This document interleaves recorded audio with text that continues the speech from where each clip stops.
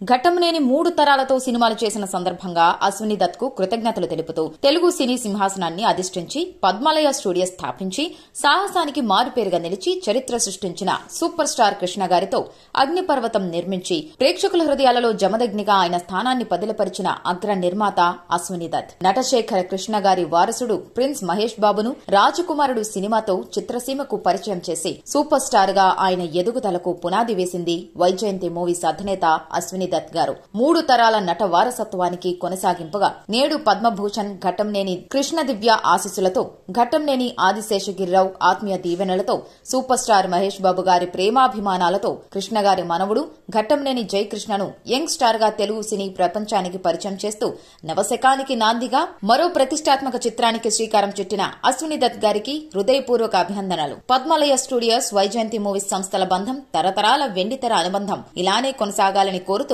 లేఖ విడుదల చేశారు.